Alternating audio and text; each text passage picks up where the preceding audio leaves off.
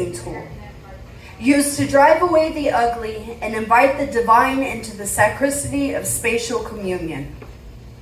My mother chased my daddy out the door with a broomstick at approximately 1 a.m. in front of my friends on my 11th birthday to rid our home of impurities. And her ritual worked again and again. In my life, I have been taught to flip a trash sack over my aching corpse and labor love until I push broom my good intentions back first into a corner, sweating and sweeping and sweating and brush stroking a heaping pile of other people's bullshit. Sounds so soothing. So you are elbow deep in the dake of detritus you did not create, and they are still throwing their chaff-ass scraps on the floor. Seems I've been sweeping and leaving piles along the baseboards all of my life. And consequently, I have perspired enough dust particles in filthy places to feel like debris. I've got heaps of rubbish bone collecting in cabinets, unholy walls in need of deep clean, and the lumps underneath my bare feet is a reminder that sometimes bloody broom handles beat the progeny beneath the rug and no one hears their muffled screams. The family trust is buried here. And this must also be why I find myself overly attached to lovers with dirty little tombstone secrets. Some scum refuses to be saved or tossed away or confined to the broom closet. I'm going crazy. And all I want to do is praise dance a broom across my dining room.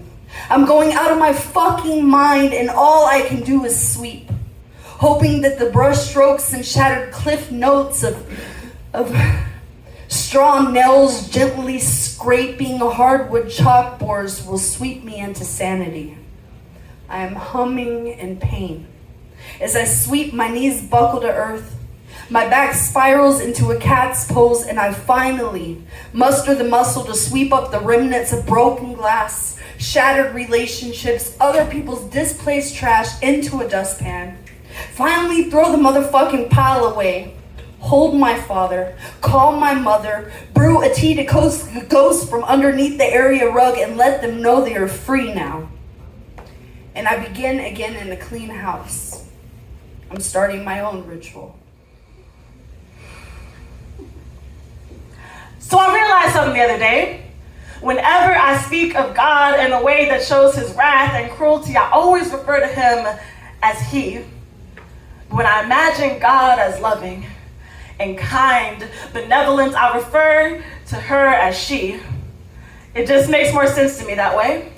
That the God who condemned his own creation holds hypocrisy in the same hand as Holy Scripture would indeed be a bearded old white man. Yeah. Judging from a pedestal of his own making, demanding devotion from the drowning, asking praise while providing pittance, while the God of love and mercy, the one who said, give me your burdens and I will return to you salvation, the one who gave her only begotten son to these streets to be murdered in the name of justice, would be a black woman, standing straight-backed in a house built with her blood, sweat, and tears, a heaven of her own making. Answer me this.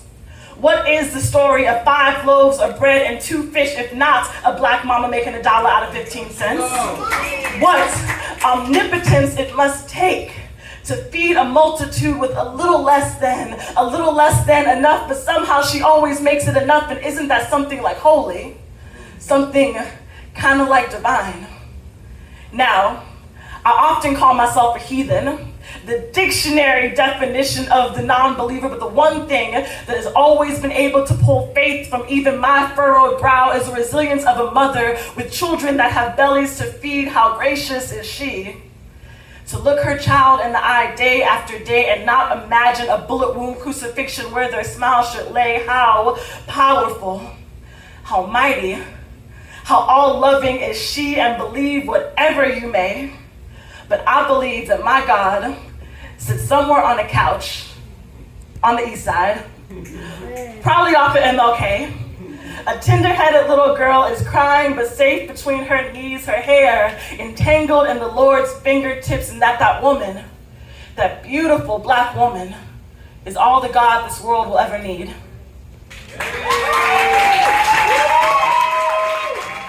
My name is Faith. I was born on a Louisiana morning at 7:49 a.m. a Sunday. God damn! It reminds me when they say, and God created the heavens and the earth, and on the seventh day she rested. Well, I know on that Sunday, God stayed up just to take her time with me. I'm a double Pisces, sun and moon, like Erykah Badu. I guess that means that I'm the best thing that ever happened to anyone in my life. It's true. I do think that. I find myself hilarious too. I'm delusional enough to believe that everything I touch is magic. I'm a magician. I'm also a kid. I dream a lot, but for years now I've had this nightmare that I'm getting chased, and sometimes being chased in my dreams is the only time where I feel wanted. Dear self, you're great, and if anyone hasn't told you today, remember I love you. You are wanted. When I was younger, I used to have conversations with myself for hours on end. I was my first best friend. Have you ever broken up with a best friend? I miss me. Hey Faith, can you remember? Can you remember when they used to ask us, why you always smiling?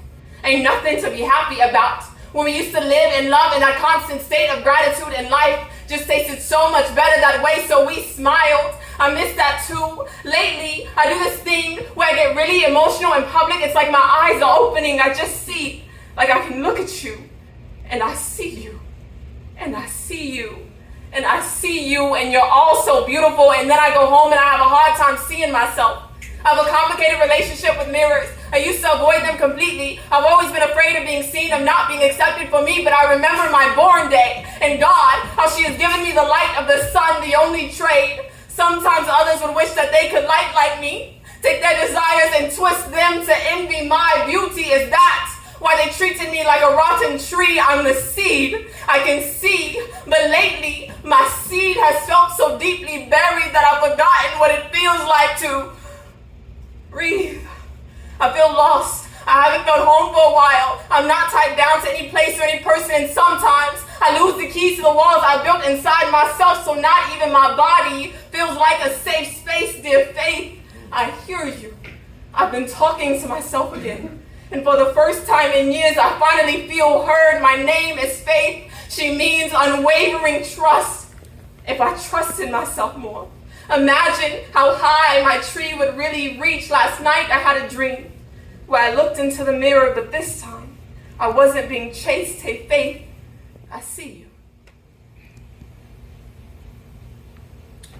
As women, we are taught how to be by men, and we are taught that we have to need a man to fill these raging gaps between mountains, between knees, because we are incomplete and in defeat and down on knees to take a man's cocky attitude and to accept his rule as the one rule of thumb, and to limit the thumbs that we are to fuck just one.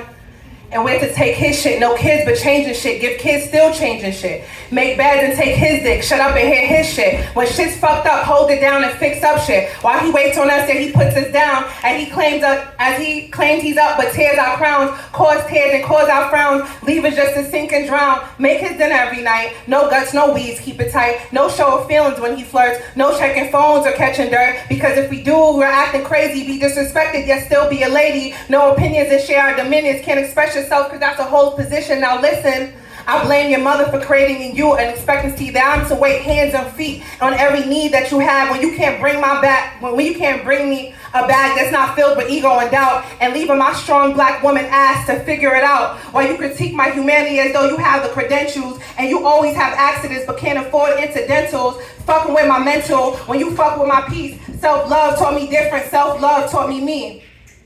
I'm not responsible to deal with your demons, living in your own hell. I'm just dealing with my own. I'm just here to excel. Oh well, if you say I'm guarded and twisted, if you say I'm going cold and I'm often dismissive, if you say I'm difficult and I don't really listen, you come with both your hands out and I don't see what you're giving. You call it living, I call it draining. Taught to be wise in unofficial relations. You asking why I have no patience. I double you niggas who speak small figures because I respect my queendom. Only welcome kingdoms that understands we are more than niggas. I'm on some conquer no dividing, alpha never betas, bringing out the God in you, my alpha and omega, that wind beneath your wings love, that play fight under sheets love, that fuck into some trap or cuddle in some R&B love. I'm not a game to be toyed with. I'm not a dump of your emotions. I'm not confined to the bars of just going through the motion. Get your shit together so we could build together, not on some random fucking shit. Let's make this last forever. Understand, I naturally multiply, so I'm not multiplying negativity. And there's no safety and security, I can't multiply that energy. Because if it's meaningless to you, it serves me no purpose. And if it doesn't speak to the God in me, I don't find it worth it. As women, we are taught how to be by men, and we are taught that we have to need a man, teaching that sent us to our dooms. I pray you recognize your true strength that lies in the power of your womb. I pray you understand that when God whispers, it's our intuition. I pray you understand that's the only time you truly need to listen. This goes out for every person who thinks the Me Too movement is too much or an attempt for attention. Hi.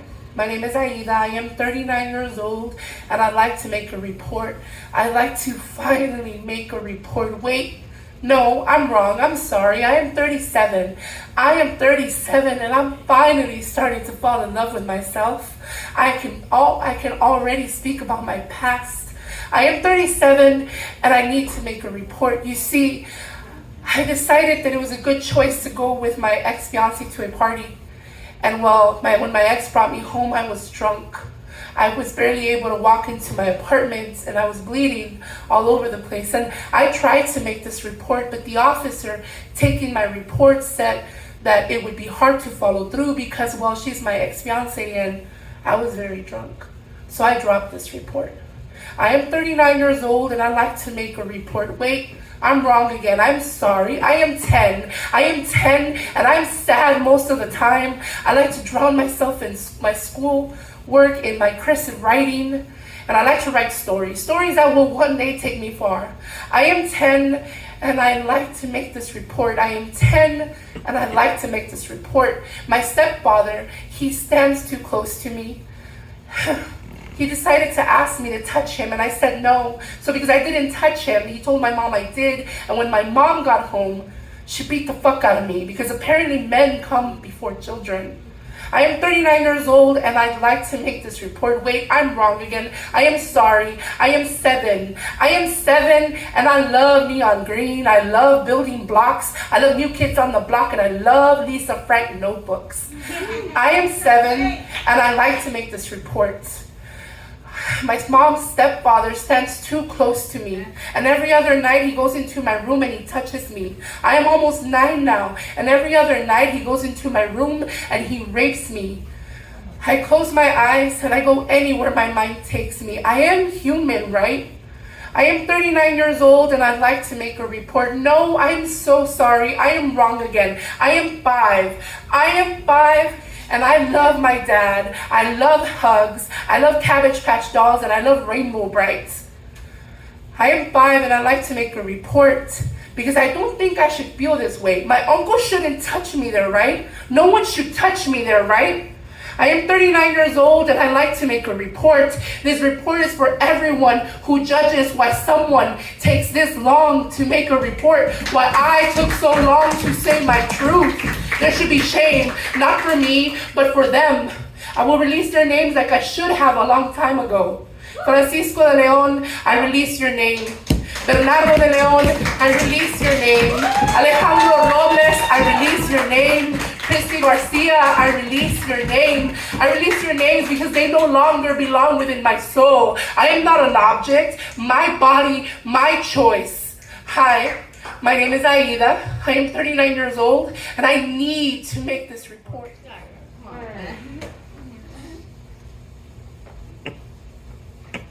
What is it about little girls that is so fucking terrifying?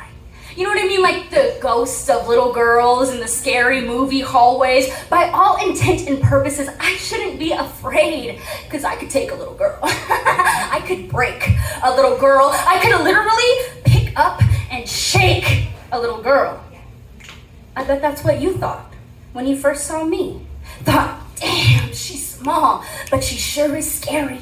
We better snatch her up quick before her own imagination turns her bad. But I'm beginning to get my imagination back. Imagine that. Imagine a world where anything I can imagine, I can have. I'd imagine that makes you a little bit nervous. Imagine me summoning demons on purpose. 'Cause you stole my innocence. Now I want it back. Give me my laugh. Why does it send a chill down your spine every time I giggle like that, every time I grin? Do my dead eyes get under your skin? And why can't you stop staring? Is your heart not racing? Are those words that you said to me not worth tasting? I want to play a game. How about everything you've ever said to me, I say right back? Oh, you don't like that? Let me speak a little louder to the folks in the back. Your face is doing that thing where it gets real mad. I guess that's how it looks when you flash back to when I was a little girl and you were big and bad. But what about a little girl made you so mad? I guess you were scared of the power I had, so you stole it in my sleep. But I woke up, I want it back. I will no longer go quietly into the void, and you don't want to hear it, you're getting annoyed, but I'm like a little girl dressed in all white, standing in your backyard in the middle of the night, and I don't even flinch when you shine the light. You're scared I might jump up and give you a fright. You're scared of my singing. You're scared of my voice. You're so scared you're yelling. You give me no choice. If you keep existing, I'll call all the boys and I'll call the cops and then I'll call your mom and she'll tell you to stop. But then you remember, my mother's never home. How else would I have ended up in your backyard all alone? After all, I'm just a child searching for a safe space, but you took your aim and pulled the trigger just in case, but I survived every shot with just one single thought that your choices cannot make me into something I'm not, because you're just a coward. Children aren't scary. Little girls are precious and need to be cherished, and it's not my fault that you did what you did when you were a grown-up and I was a kid. But you better watch out, change your number, lock your door, because that little girl you used to fuck with isn't little anymore.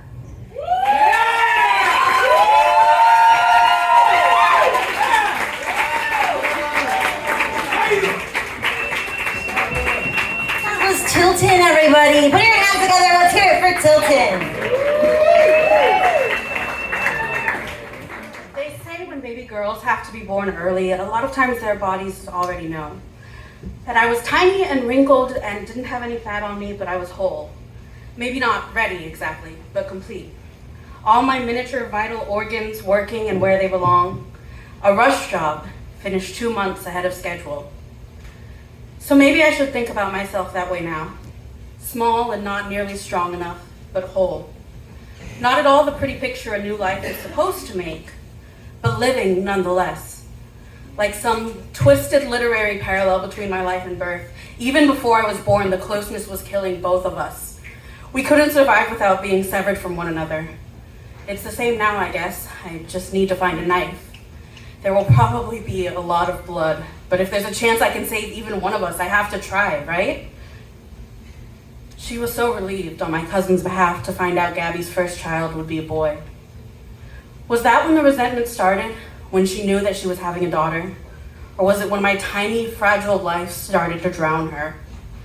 Or perhaps it was in the aftermath, when she was sequestered in a dark, featureless hospital room, and then sent home sliced open and empty-handed.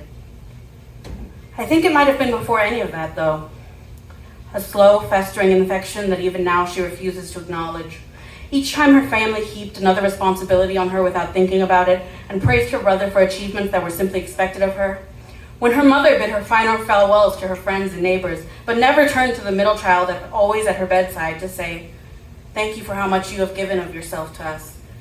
And to me, I am proud of you." When my namesake slipped away and my mother's siblings barely turned their heads to look over their shoulders as they scattered across the country. When the weight of loneliness was heaped on top of those she had always carried, of responsibility, obedience, silence, beauty, and expectation, and she grit her teeth and stared down her empty future, and she understood. This is what it means to be a daughter. And so she does her best to show me the path. It is not ideal, she thinks, but it is the way things are. She cuts pieces of me off and stitches them on in other places, and the blood doesn't matter because this is what it means to be a daughter. She pushes the laughter back down my throat and anchors it down with helpful suggestions for improvement, because this is what it means to be a daughter. And as we grow together, she understands something else too. A truth that pounds through her veins and echoes in her ears, quick, not leaving any silences that could be filled with questions, loud because it is so important. This is what it means to be a mother.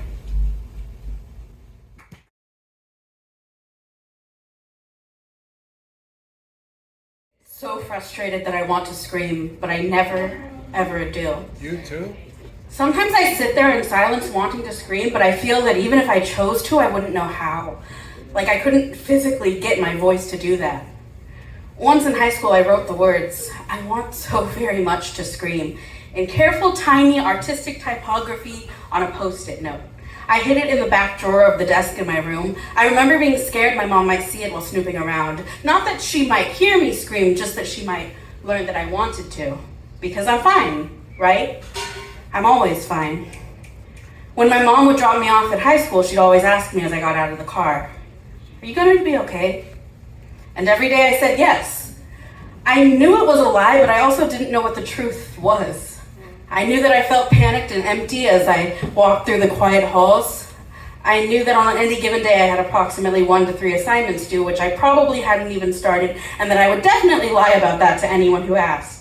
I knew that I could physically feel the anxiety of it tightening and coiling beneath my ribs, and then the sensation of it probably would have made me throw up if I didn't have such a strong stomach.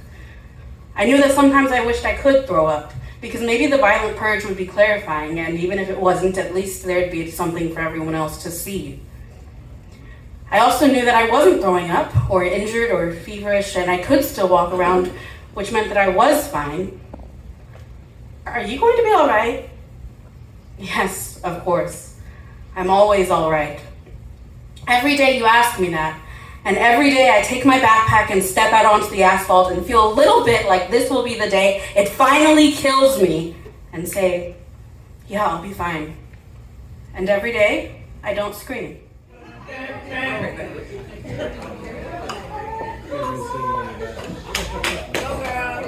How many black, brown, and other bodies will we lose to the prison system today? How many black, brown, and other bodies will we abandon knowing they are not okay? Exclaim. Damn! For your silly little mistakes, and maybe you wouldn't be kept a slave in this way. When in actuality, it has never been about the decisions that they've made, but the system that is broken, corrupt, and has always been plagued. Land of the free, home of the brave, when this country has the most men and women incarcerated and enslaved.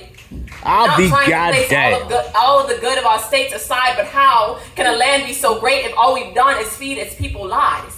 Then turn around and sigh, well, there's nothing we can do for them. That's the law and our hands are tied. Then wave those same hands in our faces with their big money and their false pride. I mean, just spend a night in the county jail and convince me that you wouldn't lose your mind. They can't even get a good night's rest because we refuse to turn off the luminescent lights. Now, they've gotten more mental problems since they went in, so when they finally do get out, their broken mind will send them back through the system again. We break and we bruise and we batter their spirit, and then we wonder why they go into the world and aren't able to adhere to it. It's insane how us humans will treat animals in the zoo better than our own kind. Yet we convince ourselves that we're so great and divine. I'm here to tell you, there is nothing divine about the way we erase their life, about the way we shame and judge and humiliate our people. Say either get in line or be subject to injustice time. And if you don't listen, well, that's too bad. No one is going to save a criminal like you. Have the nerve to speak. Now do as I say and not as I do. And I find that so funny, because the last time I checked, hey America, I think the real criminals are you. Thank you.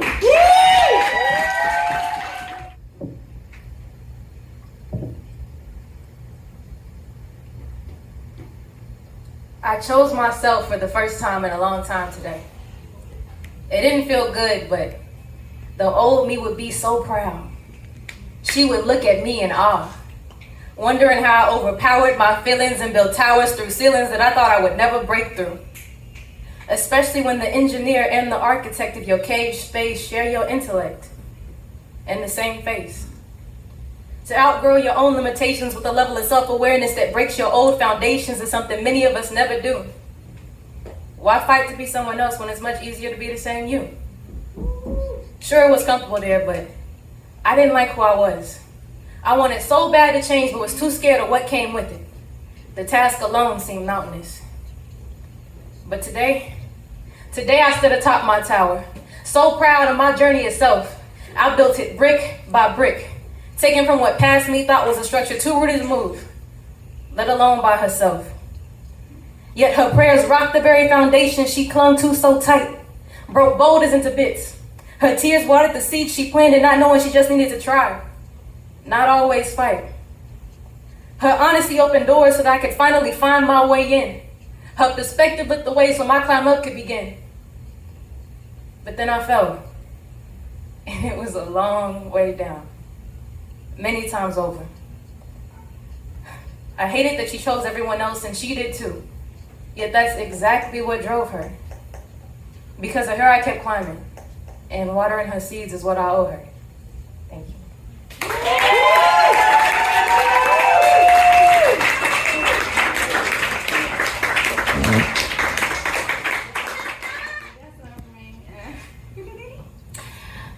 So I walk into a woman's restroom and see 2 feet beneath the stall door. This female is unmoving, non-shuffling.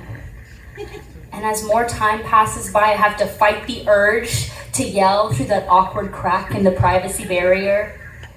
Just poop already! You will be okay, I promise. I'll be goddamn! How human you are, I swear.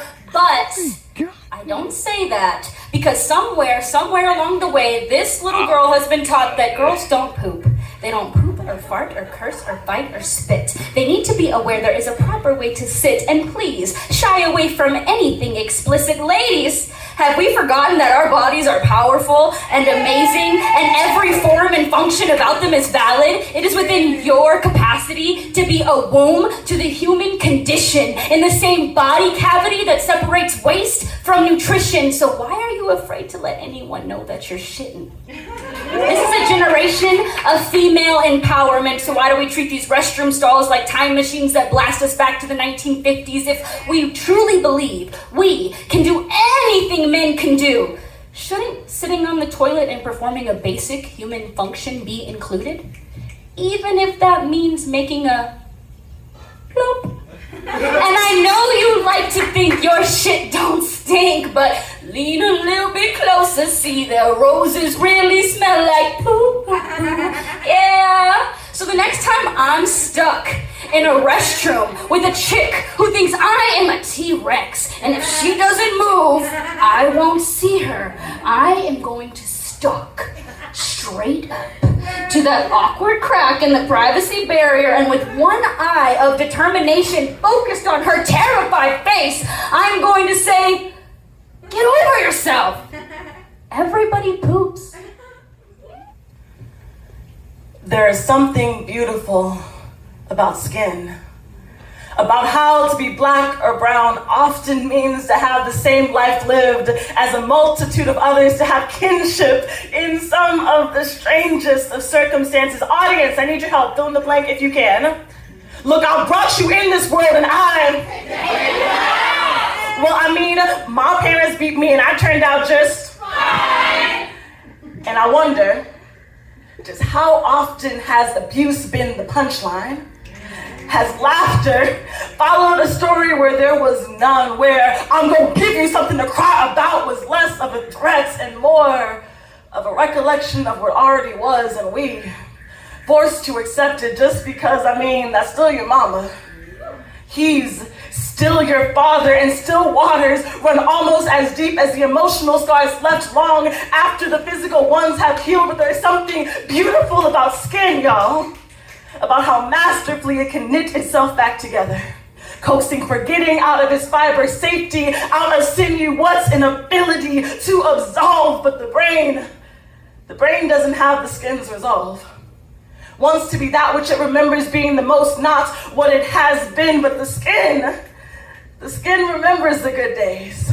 Recalls when a God uttered, let there be light, and thenceforth came sun-kissed, unscarred flesh, no welts. You see, those bruises will fade, but the memories remain. And I think of how often we forget that there is something beautiful about skin, even though kinship and kindness have not always been friends, and how to be black or brown often means to have the same trauma lived. But we be the generation of breaking those curses.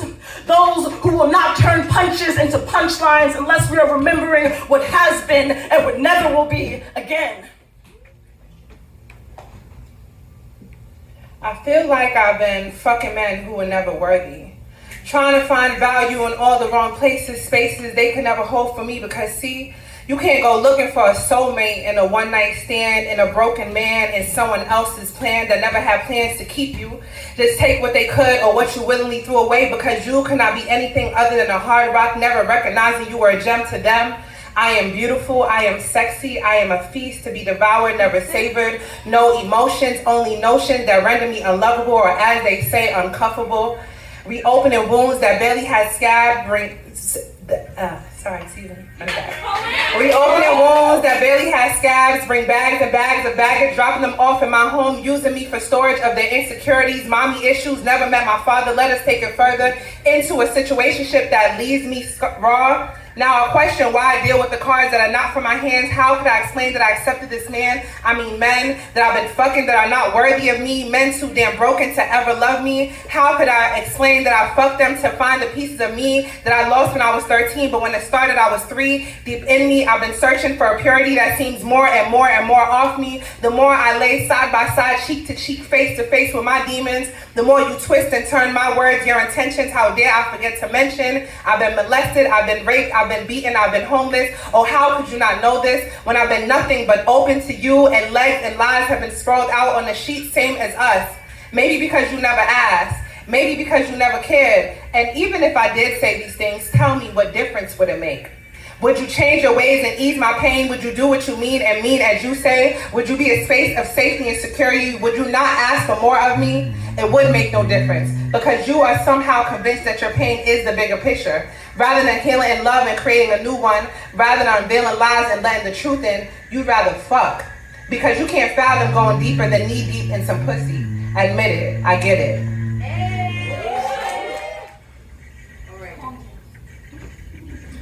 The other night, while hanging out with friends, we ran into a chart about the places worldwide with the biggest penis.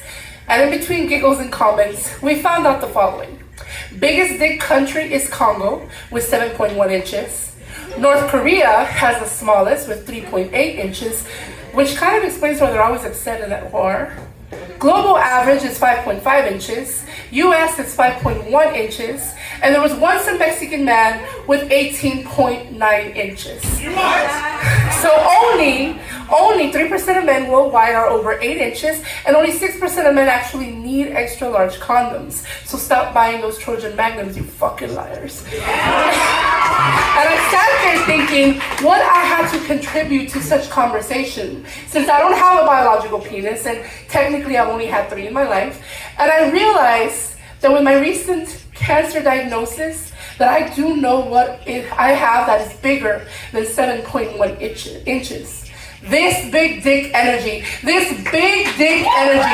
I don't need a physical big dick to know that I will beat this fucking sickness. I only need this big dick energy to fight this monster, because this big dick energy stands here for the last 12 months, week after week, poetry slam after poetry slam, and still understand that there's no way this growing sick fucking poem will write outright or perform over me, because I am that poet, because daddy didn't raise no bitch, because my body may be at war and chaos, but my mind is at calm, because this big dick energy only reminds me every day that cancer can go fuck itself. Fuck cancer, that life is short, and I'm not going down without a mic, because BDE also means beautiful, determined essence, so I am that much. And this cancer better fucking run, because I've survived it before and I will survive it again. And this big dick energy isn't scared, and at the end, these big dicks around the world got nothing on this big dick energy.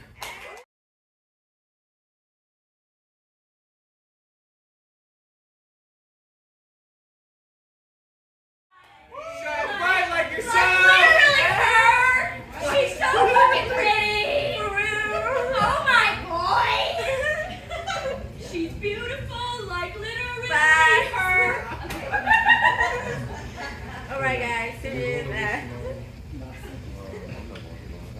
for the roadkill.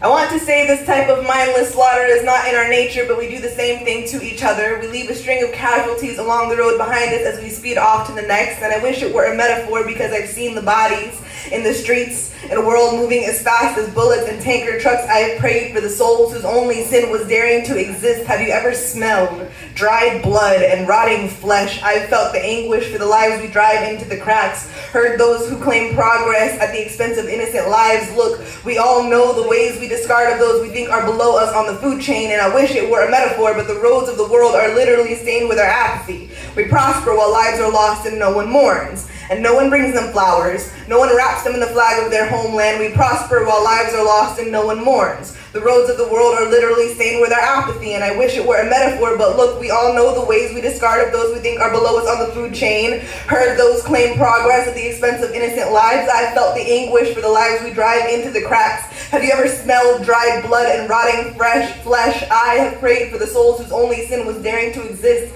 in a world moving as fast as bullets and tanker trucks in the streets. I've seen the bodies. We leave a string of casualties along the road behind us as we speed off to the next, and I wish it were a metaphor, because I want to say this type of mindless slaughter is not in our nature, but we do the same thing to each other.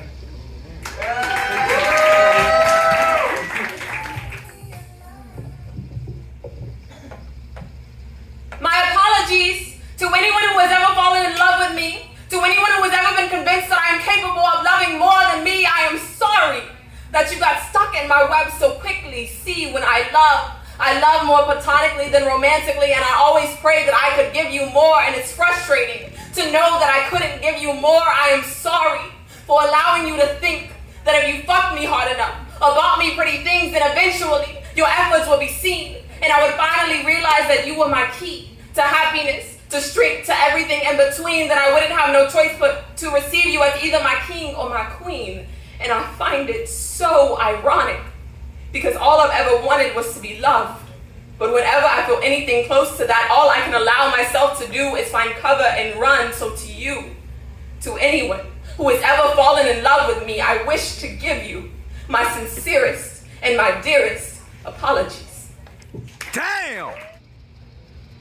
Hey, yo, ma, you looking real good, you ain't finna speak?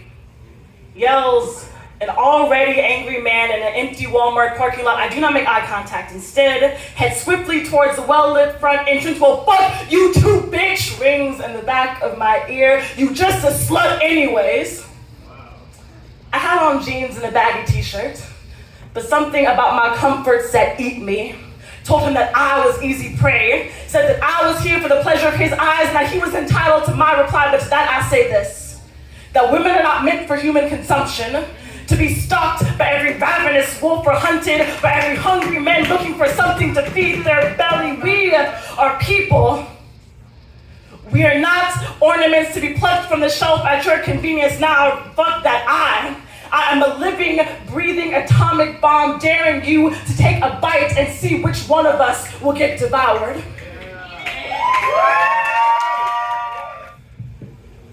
I am no longer scared of saying what I want or need. For example, I will never allow secret relationships with insecure people behind closed doors. Why?